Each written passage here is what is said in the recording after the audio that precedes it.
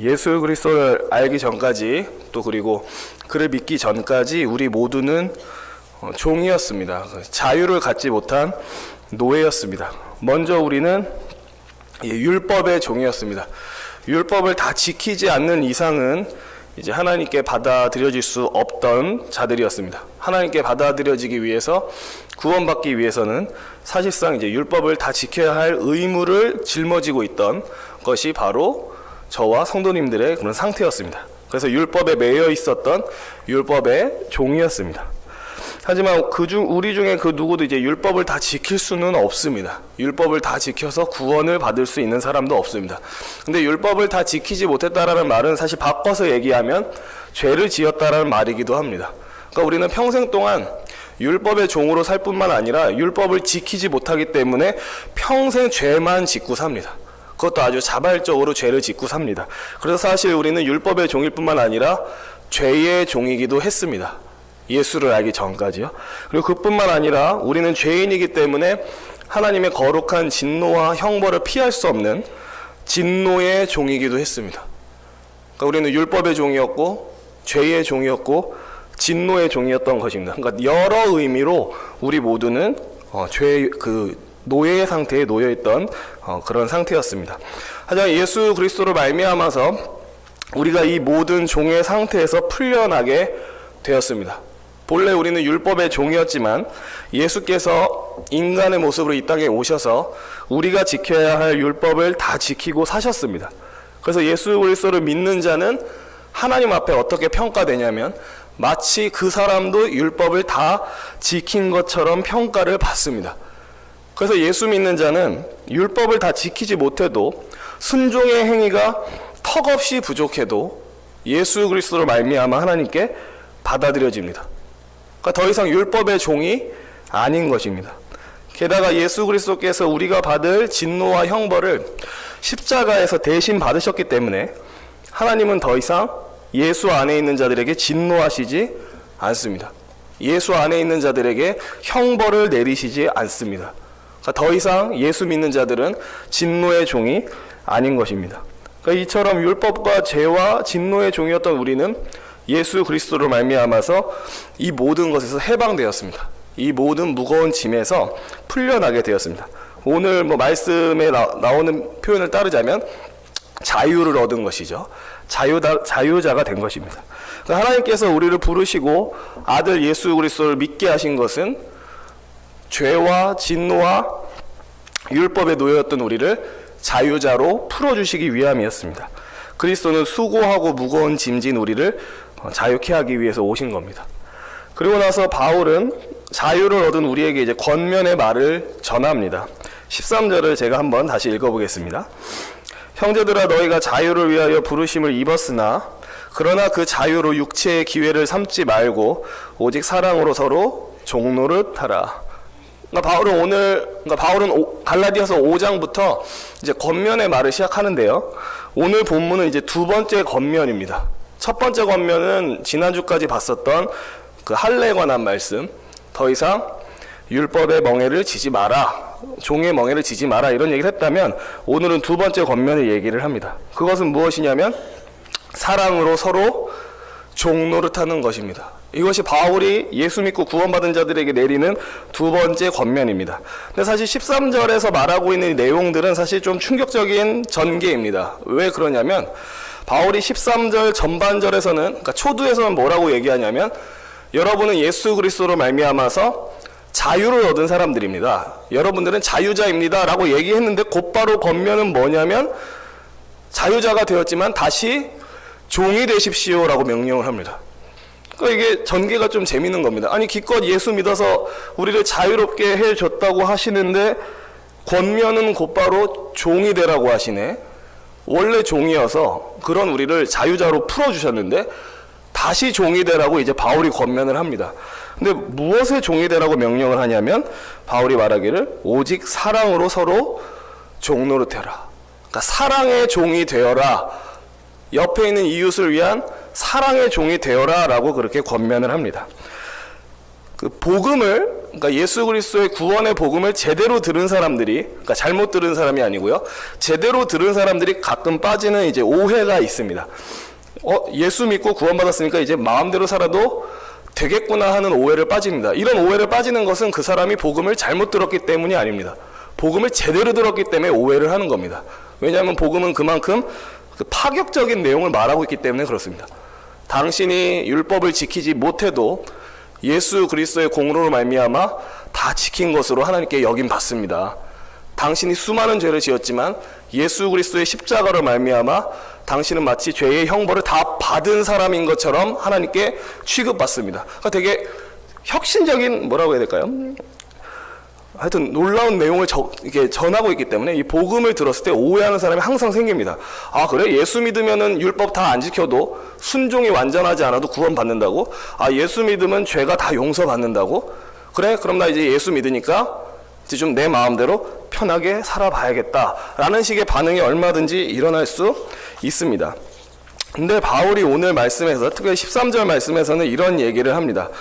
형제들아, 너희가 자유를 위하여 부르심을 입었으나, 이제 그 다음이 중요한데요, 그러나 그 자유로 육체의 기회를 삼지 말고라고 얘기합니다. 이거 바꿔서 얘기하면 이 육체의 기회로 삼지 말고라는 말은 뭐 다 이해하시겠지만, 이제 예수 믿고 구원받았으니까 내 마음대로 편하게 살다가 천국 가야지, 내 편한 대로 내 뜻대로 방종의 삶을 살아야지, 그것을 하지 말라는 겁니다.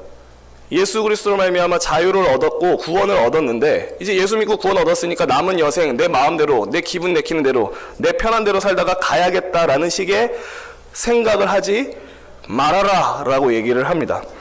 그리고서 뭐를 하라고 얘기를 하냐면, 육체의 기회를 삼지 말고 방종의 기회로 삼지 말고 서로 사랑으로 종노릇 해라 라고 그렇게 명령을 합니다. 그것이 예수 그리스도를 통해서 우리를 구원하신 하나님의 뜻이다 라고 얘기를 합니다. 그러니까 진실로 그렇습니다. 하나님께서 우리에게 자유를 주신 것은 서로 온전한 사랑을 실천할 수 있게 하기 위해서 우리에게 자유를 주신 겁니다. 제가 이것을 계속 설명을 해보겠습니다. 그러니까 하나님의 율법은 다 아시겠지만, 구약 성경에 나오는 뭐 10계명이나 이런 율법을 보면, 특별히 10계명의 그 5번째 계명부터 10번째 계명까지 보면 전부 다 이웃 사랑에 대한 명령을 하고 있습니다. 그리고 이미 레위기에서도 내 이웃을 내 몸과 같이 사랑하라는 명령을 이미 하고 있습니다. 그러니까 사랑을 하라는 명령은 항상 존재하고 있었다는 거죠. 율법 안에도요. 근데 만약에 우리가 율법을 지켜야만 구원을 받을 수 있다면, 율법 안에 있는 조항을 다 지켜야만 구원받을 수 있다면, 좀 더 바꿔서 얘기하겠습니다. 율법에서 명령을 하고 있는 이웃사랑을 실천해야만 구원받을 수 있다면 우리는 어떻게 될까요? 이웃사랑을 해야만 구원받을 수 있다라고 조건이 걸리면, 율법을 지켜야만 구원받을 수 있다는 조건이 걸리면 우리는 어떻게 되냐면, 구원받고 싶어서라도 이웃사랑을 실천하게 됩니다. 제가 이 얘기를 왜 하는 거냐면요, 구원받고 싶어서라도 이웃사랑을 실천하게 되면, 겉으로는 이웃사랑을 실천한 거지만 보기에는 좋죠, 이웃사랑 했으니까. 근데 그 동기가 깨끗하지 못하다라는 겁니다. 그러니까 나의 구원을 얻고 싶어서 마지못해서라도 이웃사랑을 실천한 것이기 때문에, 그게 엄밀하게 말하면 온전한 사랑의 실천을 했다라고 얘기할 수가 없습니다. 만약에 율법 지켜서 구원받는다, 이웃사랑을 실천해서 구원받는다로 가버리면 우리는 구원받고 싶어서라도 이웃사랑을 실천하게 되고, 이때 실천한 이웃사랑은 온전한 사랑이 아닙니다. 사실 내가 구원을 얻고 싶어서 했던 실천이기 때문에, 그러니까 일종의 이웃사랑은 내 구원을 얻기 위한 수단이었던 거죠. 이렇게 되면 온전한 사랑이 될 수가 없습니다. 예를 들어보겠습니다. 예를 들어 어떤 남자가 있습니다. 근데 어떤 남자가 한 여자를 엄청 사랑합니다. 근데 알고 보니까 남자가 그 여자를 사랑했던 이유는 그 여자가 부잣집 딸이었기 때문이었습니다. 그러니까 그 남자는 그 여자 자체를 사랑하고 있던 것이 아니라, 내가 저 여자랑 잘 돼서 결혼하면 저 여자가 가지고 있는 부요함이 곧 나의 부요함이 되겠구나라고 생각하고 사랑한 겁니다. 그럼 이렇게 봤을 때 성도님들은 과연 이 사랑이 온전한 사랑이라고 평가가 되십니까? 아니죠. 그것은 온전한 사랑이 아니죠. 그건 그 여자를 사랑한 게 아닙니다. 그 여자를 사랑함으로써 얻어질 콩고물을 더 생각한 거죠. 부잣집 딸이니까 저 여자랑 결혼하면 저 여자의 부요가 나의 부요가 되겠지. 그러니까 엄밀하게 말하면 이건 온전한 사랑을 한 것이 아닙니다. 그 부요를 얻고 싶어서 사랑을 도구로 삼은 거죠. 여자를 사랑하는 것을 수단으로 삼은 거죠. 이렇게 됐을 때 이것을 우리는 온전한 사랑이라고 얘기하지 않습니다. 순전한 사랑이라고 얘기하지 않습니다. 나의 무언가를 이루어내기 위해서 사랑을 도구로 사용했을 때 우리는 그것을 사랑이라고 얘기하지 않습니다. 그건 그냥 뭐 거래라고나 얘기할 수 있을까요? 이처럼 무언가를 얻기 위해서 사랑을 실천한다면 이것을 해야만 나한테 뭐가 얻어지기 때문에 사랑을 실천했다면 사실 그것은 온전한 사랑이 될 수가 없습니다. 제가 이 얘기를 하는 이유가 뭐냐면 만약에 우리가 율법을 지켜야만 구원받을 수 있다가 돼버리면, 그러니까 예수님께서 우리 대신 이 율법을 다 지키시지 않았더라면 우리가 이렇게 될 수밖에 없다라는 겁니다. 이웃을 사랑해야만 구원받을 수 있다.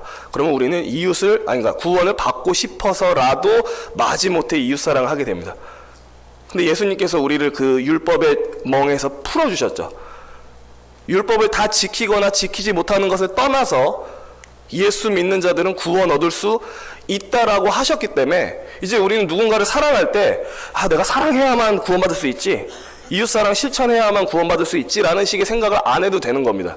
그냥 순전하고 깨끗한 마음으로 뭔가 이렇게 사랑을 실천하니까 구원이 딸려오겠지라는 어떤 이런 더 이제 좋지 못한 마음을 이제 버리고 그냥 깨끗하고 순전한 마음으로 다른 사람을 사랑할 수 있게 된 거죠. 그러니까 이것이야말로 진짜 사랑을 실천할 수 있는 유일한 방법입니다. 그래서 더 이상 예수 믿는 자들은 구원받기 위해서라도 이웃사랑을 실천하는 것이 아니라 예수 그리스도로 말미암아서 거저 구원받았기 때문에 정말 아무것도 묶이지 않은 상태에서, 다른 거 신경 쓰지 않는 상태에서, 내가 이거 안 하면 구원 못 받지 이런 생각 안 하는 상태에서 정말 깨끗하고 순전한 마음으로 내 옆에 있는 이웃들을 사랑할 수 있게 됩니다. 그러니까 구원이라는 보상을 얻기 위해서 이웃사랑을 하는 것이 아니라 정말 자발적이고 순전한 마음으로 사랑을 실천할 수 있는 계기가 열린 거죠.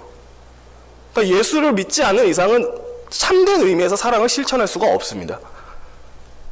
구원을 얻기 위한 어떤 수단, 이웃사랑을 해야만 구원이라는 보상을 얻을 수 있다라는 결론으로 가버리면 어찌됐거나 우리는 어떤 이웃사랑을 내 구원을 얻기 위한 도구로밖에 쓸 수가 없습니다. 그런 사랑은 사실 사랑이라고 얘기할 수가 없죠. 이 사랑의 실천이 왜 중요한지 이제 바울이 14절에서 얘기를 합니다. 14절 말씀 함께 읽어보도록 하겠습니다. 온 율법은 내 이웃 사랑하기를 내 자신같이 하라 하신 한 말씀에서 이루어졌나니. 성도님들도 다 아시는 내용이지만 하나님께서 주신 모든 율법은 이제 크게 두 가지로 나눌 수 있습니다. 하나는 하나님 사랑이고 또 하나는 이웃 사랑입니다. 재밌는 것은 공통점이 있습니다. 하나님께서 주신 모든 그 명령의 그 밑바닥에는 뭐가 흐르고 있냐면 사랑이 흐르고 있습니다. 그렇죠? 하나님 사랑과 이웃 사랑이잖아요. 어쨌든 하나님께서 주신 모든 명령은 사실 사랑의 명령밖에 없습니다. 심지어 예수 그리스도께서도 이제 십자가에 달려 죽으실 날을 바로 코앞에 두고 제자들에게 명령한 말도 이것밖에 없습니다. 뭐였냐면 서로 사랑하라. 내가 너희를 사랑한 것 같이 너희도 서로 사랑하라. 그러니까 하나님께서 성경 처음부터 끝까지 또 그 아들을 통해서 우리에게 주신 명령은 사실 엄밀하게 말하면 이거밖에 없습니다. 사랑의 명령밖에 없습니다. 그럼 그리스도인들은 어떻게 살아야 되는가? 무엇을 위해서 힘쓰면서 살아야 되는가? 정말 간단합니다. 그것은 사랑하는 사람이 되는 겁니다. 성경 전체가 명령하는 게 사랑의 명령이기 때문에 예수 그리스도께서 와서 다시 한번 세계명을 주신다라고 하면서 명령했지만 사실은 이미 성경에서 명령하고 있는 명령을 또 명령하셨습니다. 사랑하라는 명령을. 내가 신앙생활을 잘하고 있는지 그렇지 않은지 어떻게 알 수 있을까요? 중요한 시금석, 내 신앙의 어떤 온전함 정도를 판단할 수 있는 중요한 표지가 하나 있습니다. 그게 바로 사랑입니다. 내가 지금 하나님을 사랑하는가? 내가 지금 이웃을 사랑하는가? 이것을 보면 사실 나의 신앙 상태를 제일 잘 알 수 있습니다. 물론 예배에 잘 나오고 교회 봉사 잘하고 헌금 생활 잘하고 뭐 이런 외적 종교 행위를 하는 것을 봐도 그 사람의 신앙 상태를 어느 정도 알 수 있죠.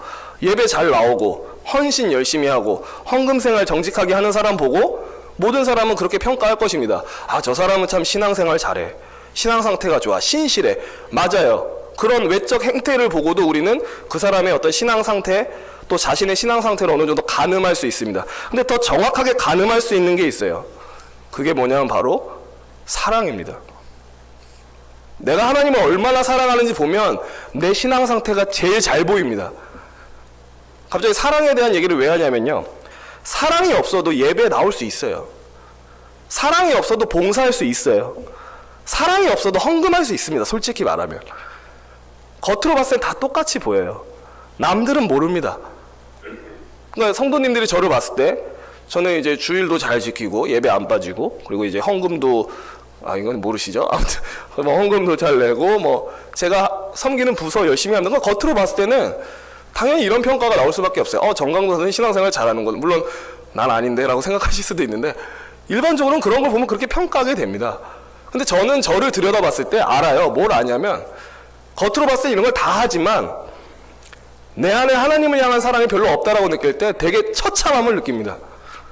내 안에 지금 제가 맡고 있는 청년들을 향한 사랑이 없다라는 거 봤을 때 비참함을 느낍니다. 다 하고 있는 것처럼 보이지만 사실 나는 아무것도 안 하고 있구나라는 생각을 솔직히 합니다.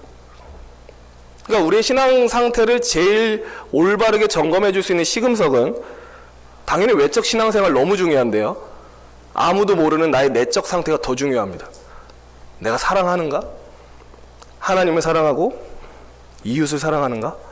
이것을 사실 우리는 날마다 살펴봐야 됩니다. 그걸 날마다 살펴보면 사실 이 기도가 절로 나올 수밖에 없습니다. 주님, 내 안에 사랑이 하나도 없습니다. 내 힘으로 사랑을 할 수가 없습니다. 사랑할 수 있는 마음 좀 제게 부어주십시오. 이 기도가 나올 수밖에 없습니다. 저는 예배도 잘 나오고 봉사도 잘하고 헌금 생활도 잘하지만 주님, 제 안에 사랑이 없습니다. 하나님을 향한 사랑도 이웃을 향한 사랑도 없습니다. 저로 사랑하는 사람 되도록 은혜 주십시오 라는 기도가 사실 우리의 삶에 날마다 필요하다고 믿습니다. 사실 우리가 이것을 위해 기도하지 않는다면, 사랑하는 사람이 되기 위해서 힘쓰지 않는다면 사실 결국 우리 안에는 오랜 시간 굳어진 고집과 편견, 좁은 마음, 냉랭한 마음, 이거 외에 남는 게 없는 것 같습니다. 그러니까 저도 이미 이제 뭐 나이가 30대 초반이지만 생각보다 빠르게 머리가 굳어진다는 생각이 듭니다. 고정관념도 빨리 굳어지고, 이게 나이가 먹으면 사람들을 이렇게 포용하는 능력이 커질 줄 알았는데 좁아지는 느낌이 드는 겁니다. 오히려 내가 생각하는 기준이 딱 너무 점점 뚜렷해지니까 이 기준에 안 맞으면 사람들을 용납하지 못하는 게 점점 강해지는 거예요. 저를 봤을 때.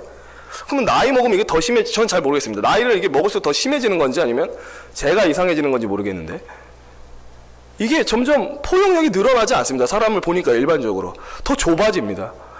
결국 그냥 딱 자기 틀에 맞춰서 맞는 사람만 포용하지, 안 그러면 그냥 뭐, 그러니까 결국 우리가 사랑하기 위해서 애쓰지 않으면 그런 사람이 될 수밖에 없는 것 같습니다.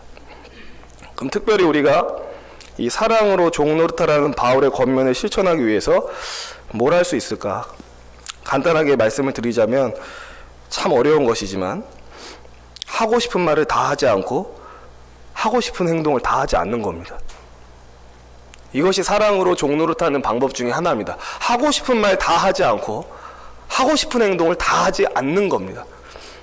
주로 우리가 서로 상처 주고 아픔을 주는 이유는 내가 하고 싶은 말을 다 하기 때문이고 내가 하고 싶은 행동을 다 하기 때문입니다. 좀 그 말은 안 하기를 참았어야 되는데, 그 행동은 안 하기로 참았어야 되는데, 내가 하고 싶은 말을 다 하고 내가 하고 싶은 행동을 다 해버린 마당에 결국 내 주변에 있는 사람들에게 상처를 주는 일이 생깁니다. 나 하고 싶은 말 다 하고 나 하고 싶은 행동 다 하고 내 기분 내키는 대로 다 하는 이런 왕노릇하는 모습으로는 절대 사랑을 실천할 수 없습니다. 오직 종노릇하는 모습으로만 내가 하고 싶은 거 포기하고 절제하고 내려놓을 때만 사실 우리는 사랑을 실천할 수 있습니다. 동시에 또 뭘 해야 되냐면 타인이 나에게 함부로 말하고 함부로 행동하는 것에 대해서도 포용하는 것도 필요합니다. 그러니까 두 가지를 다 해야 됩니다. 일단은 내가 말하고 싶은 거 다 말하지 않고 행동하고 싶은 거 다 행동하지 않고, 또 동시에 나에게 함부로 말하고 함부로 행동하는 사람들을 너그럽게 받아줄 수 있는 것. 사실 이 두 가지만 잘해도 어떤 사랑으로 종노릇하는 것에 대해서 큰 지침이 될 거라고 생각이 듭니다. 누군가 그런 얘기를 했습니다. 아무 생각 없이 던진 돌에 개구리가 맞아 죽는다. 그 책에는 그렇게, 제가 본 책에는 그렇게 얘기하더라고요. 그냥 돌에 맞아 죽으라고. 예수 믿는 사람들은 돌에 맞아 죽는 게 예수 믿는 사람입니다 라고 써 있어서 쉽지 않겠군 이런 생각이 들었지만, 굳이 지침을 다시 한번 요약해서 말씀드리자면 아무 생각 없이 던진 돌에 맞아서 죽으면 되는 겁니다. 그게 사랑으로 종노릇하는 것입니다. 말씀을 마치겠습니다. 예수 그리스도께서 우리에게 자유를 주셨습니다. 더 이상 율법의 종이 아니고 죄의 종이 아니고 진노의 종이 아닙니다. 오직 자유를 얻은 자유자입니다.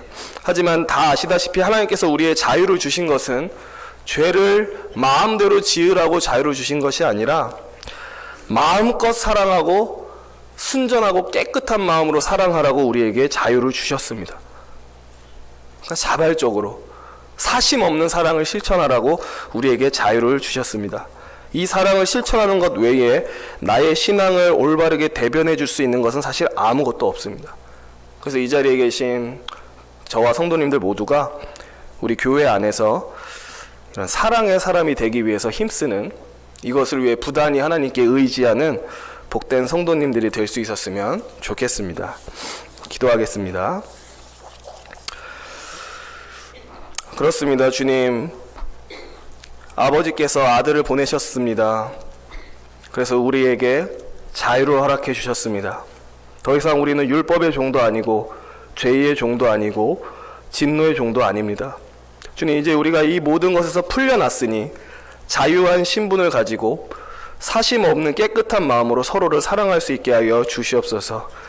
하나님께서 성경 시작부터 끝까지 내리셨던 그 명령, 그 사랑의 명령을 우리가 삶 가운데 날마다 실천하기 위해 애쓰게 하여 주시옵소서. 외적인 행위를 잘하는 것과 동시에 내 마음에 사랑이 있는가를 항상 점검하며 하나님께서 기뻐하시는 참 사랑의 사람 되도록 은혜 내려 주시옵소서. 믿음의 주여 온전케 하실 우리 주 예수 그리스도의 이름으로 기도합니다. 아멘.